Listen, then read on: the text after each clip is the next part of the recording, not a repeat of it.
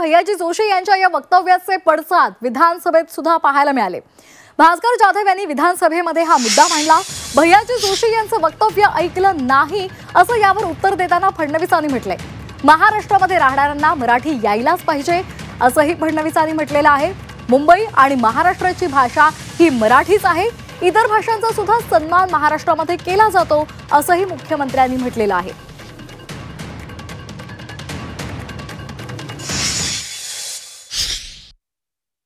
मला मुख्यमंत्री महोदयांना विनंती करायची की एका बाजूला आपण महाराष्ट्रामध्ये प्रत्येक कामकाज हे मराठीमध्ये चाललं पाहिजे म्हणून कायदा आपण केलाय, त्या कायद्याची अंमलबजावणी करण्याकरता आपण प्रयत्न करतोय।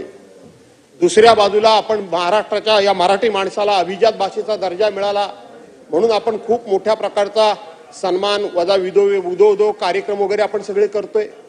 आणि मग अशा पद्धतीनं महाराष्ट्रामध्ये वेगवेगळ्या भाषांमध्ये अशा पद्धतीनं मराठी भाषेचा अपमान करणं, मराठी भाषा महाराष्ट्रामध्ये सर्वांना आली नाही तरी चालेल अशा प्रकारचं विधान करणं, या संदर्भामध्ये आपली भूमिका काय आहे एवढंच फक्त मला जाणून घ्यायचंय।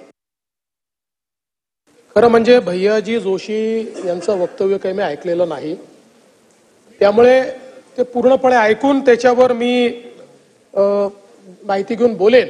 पण आपली भूमिका काय आहे किंवा सरकारची भूमिका काय आहे? सरकारची भूमिका पक्की आहे। मुंबईची, महाराष्ट्राची, महाराष्ट्र शासनाची भाषा मराठीच आहे। महाराष्ट्रात राहणाऱ्या प्रत्येकाने मराठी शिकलं पाहिजे, प्रत्येकाला मराठी बोलता आलं पाहिजे। आणि खरं म्हणजे या माझ्या वक्तव्याच्या संदर्भात भैयाजींचे काही दुमत असेल असं मला वाटत नाही। तथापि मी पुन्हा एकदा शासनाच्या वतीनं सांगतो, मुंबईची भाषा मराठी आहे, महाराष्ट्राची भाषा मराठी आहे।